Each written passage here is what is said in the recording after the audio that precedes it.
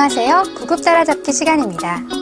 바둑을 둘 때 대국자가 가지고 있어야 할 가장 기본적인 마음가짐으로 위기식결이란 것이 있죠. 저는 그 중에서 사소취대라는 교훈을 가장 좋아하는데요.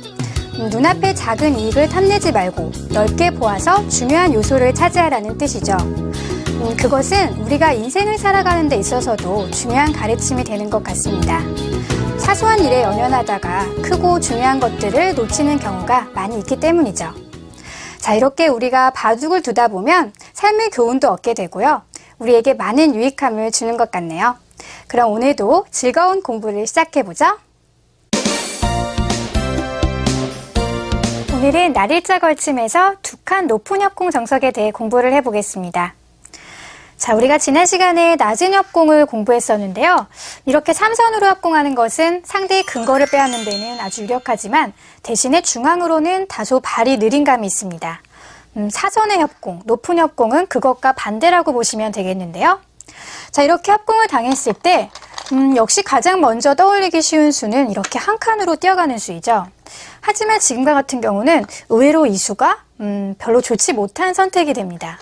자, 왜냐하면 역시 흙은 이렇게 턱 밑으로 바짝 다가올 텐데요. 그때 밀어주는 것은 제가 지난 시간에도 악수라고 말씀을 드렸죠. 사선으로 집을 짓게 돼서요. 따라서 백은 역시 이쪽으로 협공을 해 들어와야 하는데, 자, 이렇게 밀어왔을 때 낮은 협공에서는 백이 붙여가는 행마를 구할 수가 있었습니다. 하지만 지금과 같은 경우는 그런 수단이 없기 때문에 다음에 후속 수단이 궁색한 모습이죠. 백으로서는 최선의 수는 이렇게 뛰어가는 수인데요. 흙이 이렇게 호구자리 급소를 뻗게 되면 매우 백이 엷은 모습입니다. 따라서 두 칸 협공을 당했을 때는 이렇게 한 칸 뛰어나가는 수는 좋지 않다. 그것을 기억해 두셔야겠고요. 두 칸 협공에서는 백도 역시 두 칸으로 뛰어가는 것이 정수입니다. 자, 여기서도 흙이 바짝 이렇게 오는 것은 무리겠죠. 지금은 이쪽으로 건너붙이는 수단이 있어서 흙이 차단이 되는 모습입니다. 따라서 흙도 거기까지 갈 수는 없고요. 이렇게 두 칸으로 벌려두는 것이 정수이겠죠. 자, 이 교환으로 인해서 이미 백은 가볍게 처리가 된 모습이기 때문에 손을 빼는 것도 가능하고요. 또 만약 좌상기에 백돌이 있다면 이런 식으로 협공을 해서 오히려 이 한 점을 공격해가는 것도 유력한 수단이 되겠습니다. 이 정석은 후에는 정석이라고 하기가 쉽지 않고요. 여러분들이 주변의 배석 상황에 따라서 힘겨루기를 해가시면 되겠는데요. 자, 한 가지 궁금한 점은 그렇다면 이렇게 한 칸 협공에서도 두 칸으로 뛰어가는 것이 가능하지 않았을까 하는 생각이 드실 텐데요. 지금 이것은 무리입니다. 왜냐하면 흙이 이렇게 붙여오는 강력한 응수법이 있어서요. 이렇게 치받아가고 백이 막을 때 끊어간다면 어떻습니까? 이것은 백이 꼼짝없이 걸려든 모습이죠. 자, 하지만 돌이 이쪽에 있을 경우에는 조금 얘기가 틀린데요. 만약 똑같이 이렇게 붙여서 차단을 해온다면요. 이제는 백이 이 한 점을 단수 치는 수가 듣고 있죠. 이렇게 늘어갈 때 이쪽을 밀어가서 흙이 이쪽으로 받는 것은 다음에 또 빠지는 수가 선수로 활용을 당하기 때문에 이쪽으로 잡아야 하는데요. 다시 한번 이 한 점을 제압해서 이것은 백이 불만이 전혀 없는 모습입니다. 자, 따라서 두 칸 높은 협공을 했을 때는 백이 두 칸으로 뛰어갔을 때 흙이 차단하는 수는 없다고 봐야겠죠. 그래서 흙은 이렇게 받아가야 하는 것이고요. 자, 여러분이 보시기에 이곳이 너무 허술해 보일 수도 있을 것 같은데요. 사실 이 자리는 항상 귀를 붙여서 흙이 받을 때 이렇게 호구쳐가는 수가 듣고 있습니다. 흙은 늘어줘야 하는데요. 그때 이렇게 빠져서 언제든지 이렇게 안형을 구할 수 있는 모습이 있기 때문에 보기보다 허술한 곳이 아닙니다. 자, 이렇게 해서 하나의 정석을 알아봤고요. 또 다음으로 두 칸 협공을 당했을 때 백의 다른 응수법을 알아봅시다. 자, 여기서 백이 이렇게 X자에 가는 수가 있습니다. 이 수는 얼핏 봐서는 발이 느린 듯 보이지만 힘을 비축하고 있는 수라고 할 수 있겠는데요. 만약 흙이 이쪽을 받아준다면 이쪽을 받는 것은 또 좋은 방법이죠. 반대로 백이 이쪽을 온다면 이 한 점이 위험해집니다. 자, 그때 귀를 날일자로 달려서 안정을 취할 수 있겠죠? 흙이 벌려간다면 계속해서 이 한 점에 공격을 엿보거나 아니면 손을 빼는 것이 가능합니다. 자, 여기까지가 정석인데요. 다음에 흙이 이렇게 붙여오는 것이 걱정되실 수도 있겠는데요. 그때는 이렇게 치받고 호구를 쳐둔다면 거의 백은 살아있는 형태입니다. 지금 이 자리가 안형의 급소에 가 있죠. 따라서 이것은 전혀 염려하지 않으셔도 되고요. 먼저 붙이고 나서 호구 쳐두는 것도 역시 마찬가지겠죠. 네, 어떻게 두어도 백은 안형을 갖출 수 있는 모습입니다. 자, 따라서 이렇게 안형을 주는 것이 흙으로서는 싫을 수도 있겠는데요. 그럴 때는 흙이 이쪽을 먼저 이렇게 붙여서 두는 것도 가능합니다. 자, 그러면 백은 이쪽을 젖히고요. 받을 때 다시 한번 단수를 쳐서 흙이 이어줄 때 이쪽을 넣습니다. 흙은 한 칸을 뛸 텐데요. 이때 백은 다시 한번 이쪽을 협공해서 흙이 뛰어나올 때 날일자를 선수로 하고요. 이 붙임을 당하면 괴롭기 때문에 흙이 받아줄 텐데요. 그때 다시 한번 이렇게 뛰어나와서 이건 역시 다음에는 전투가 예상되는 정석이라고 할 수 있겠습니다. 자, 여러 가지 변화가 있는데요. 또 다음으로 자, 마늘모하는 수 외에 가장 쉽게 안정을 취할 수 있는 방법은 네, 이쪽 걸치면서 두 칸 협공을 당했을 때 역시 지난번처럼 길을 먼저 붙여가는 수도 있겠습니다. 흙이 젖혀온다면 이렇게 호구를 쳐서요. 늘어준다면 다시 한번 길을 늘어가서요. 자, 이렇게 날일자를 두게 되는데요. 한 가지 다른 것이 있다면 제가 지난 시간에 한 협공에서는 이쪽을 막아가는 것이 절대점이라고 말씀을 드렸죠. 하지만 지금은 돌이 멀리 있기 때문에 백이 이 자리를 굳이 두지 않으셔도 됩니다. 만약 다음에 흙이 이쪽을 막아온다면 그때 이쪽으로 안형을 취하시면 되고요. 반대로 흙이 이렇게 두어온다면 백이 그때 막아가서 충분히 살 수 있는 모습이죠. 따라서 여기까지가 정석이라고 보시면 되겠고요. 자, 하지만 여기서도 흙이 반발을 할 수가 있겠죠? 이렇게 호구를 쳐왔을 때 뒤로 단수 치는 수를 생각해 봐야 합니다. 그러면 역시 백은 뒤로 돌려쳐서 기세의 진행을 해야겠죠? 단수까지 쳐서 패를 굴복시키고요. 여기서는 백이 이렇게 양호구를 쳐가는 것이 정석입니다. 자, 이렇게 두어오면 흙으로서는 두 가지 선택권이 있는데요. 알기 쉽게 두시려면 이쪽을 젖히고 이렇게 건너가는 수, 이 수를 선택하시면 되고요. 본인의 기풍이 조금 전투적이다 하시는 분들은 건너가는 것이 아니라 이쪽을 들여다보고 또 이쪽을 들여다봐서 상대의 모양을 우그러뜨린 후에 이쪽 백도를 공격하는 작전도 가능하겠습니다. 이 흙은 지금 여기를 끊어잡는 것과 이쪽 호구 치는 것이 맞보기이기 때문에 살아있는 형태이죠. 네, 두 칸 높은 협공에서 이루어지는 여러 가지 정석이 있는데요. 제가 가장 기본적인 정석들을 알려드렸습니다.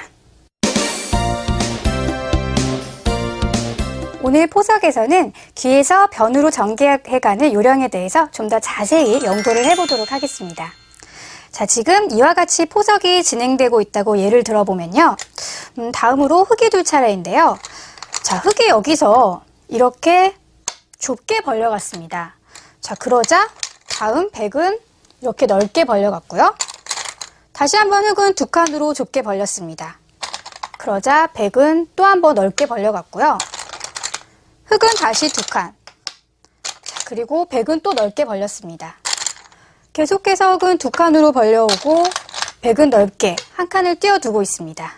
자, 이런 식으로 포석이 진행된다면 이것은 누가 유리한 모습일까요? 네, 결론부터 말씀을 드린다면 당연히 백이 리드를 하고 있는 모습입니다. 아마 바둑이 조금 강하신 분들이라면 여기서 이미 승부는 결정났다. 흙은 이길 수가 없다라고 말씀하실 수도 있겠는데요. 이렇게까지 흙이 나빠진 원인은 무엇에 있을까요? 바로 너무 좁게만 벌려갔다는 것입니다. 자, 여러분, 벌림의 요령에 있어서 첫 번째는 세력권의 벌림에서는 넓게 벌려가야 한다는 것입니다. 자, 지금 이 모양에서는 세력을 넓히기 위해 목적을 갖고 있었는데 너무 좁게 벌려갔죠. 제가 지난 시간에 돌의 안정에 관해서는 두 칸 벌림이 기본이다라고 말씀을 드렸지만 지금은 돌의 안정과 관련된 것이 아니기 때문에 이렇게 좁게 벌려가는 것이 아니라 넓게, 크게 벌려가는 것이 원칙이라는 것입니다. 자, 그런데 이러한 원칙이 항상 적용되는 것만은 아닌데요. 다음에 예를 하나 더 살펴보도록 하죠. 두 번째 벌리는 요령은 상대가 강한 곳에서는 견실하게 벌려야 한다는 것입니다. 자, 지금 이러한 예를 들어봤는데요. 이곳은 지금 위쪽에 백이 굉장히 두터운 모습이죠. 아주 튼튼한 모양인데요.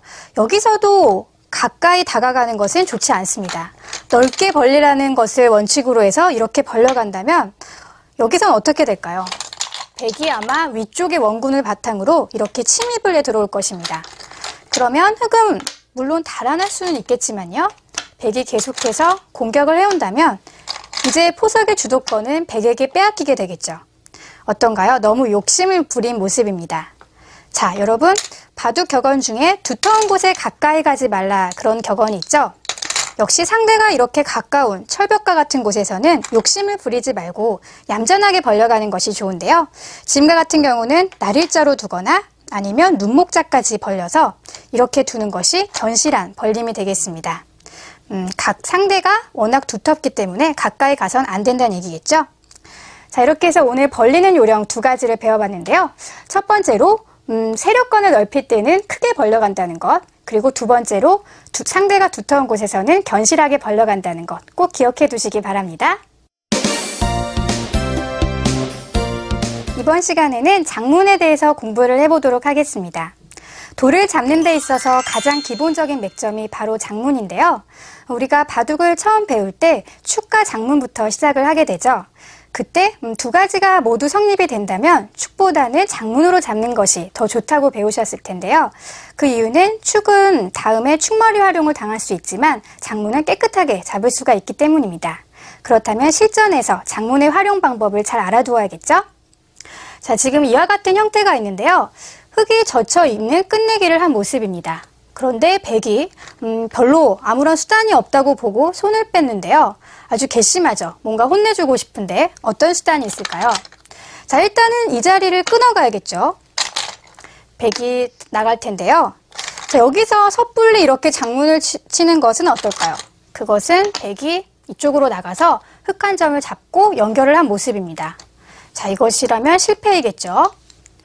다시 한번 단수를 쳐가는 것이 좋은 수단입니다. 백이 나갈 때 바로 여기서 이렇게 그물망을 씌워간다면 백이 꼼짝없이 걸려든 모습이죠. 어느 쪽으로 나가더라도 백은 연결을 할 수가 없습니다. 네, 이렇게 되면 보기 좋게 잡았는데요. 자, 여기서 만약에 한 번 더 단수를 치고 이렇게 나갈 때 장문을 치는 것은 어떤가요? 이것은 백이 이쪽이나 이쪽, 어느 쪽으로 두어도 연결이 되는 모습입니다. 자, 여러분이 실전에서 의외로 이러한 모양이 많이 등장을 하는데요. 장문을 잘 알고 있으면 이렇게 상대방의 진영에서 좋은 맥점을 구사할 수가 있습니다. 이렇게 먼저 단수를 치고 장문을 씌워가는 수가 있다는 것을 기억해 두시고요. 다음에 예를 하나 더 들어보도록 하겠습니다.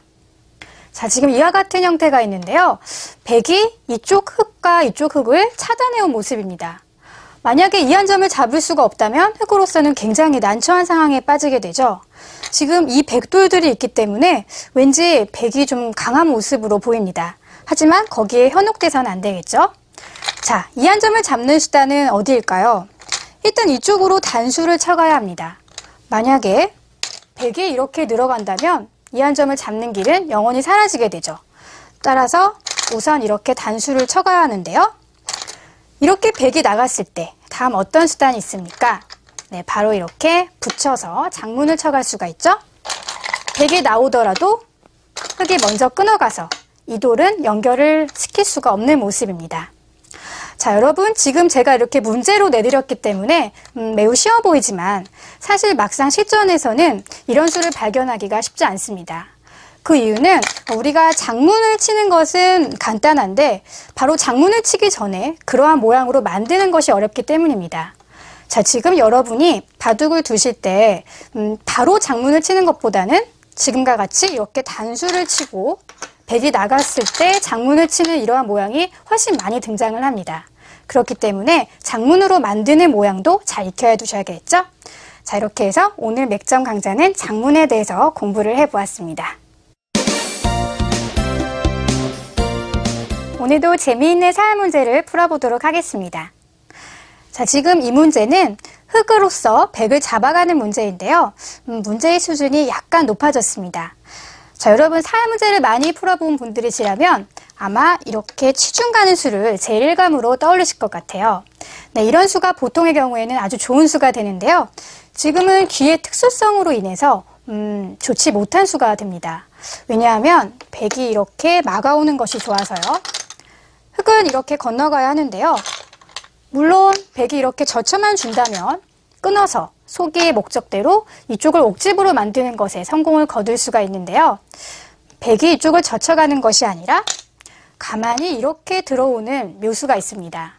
자, 흙은 단수를 쳐야 하는데요. 그때 있게 된다면 어떤가요? 지금 귀의 특수성 때문에 이쪽을 이어가는 것이 자충이 되고 있죠. 따라서 흙은 이렇게 잇고 들어와야 하는데 이것은 석점이기 때문에 흙이 따내더라도 다시 백이 막아서 두 집을 내고 살아간 모습입니다. 자, 이렇게 되면 실패가 되겠죠.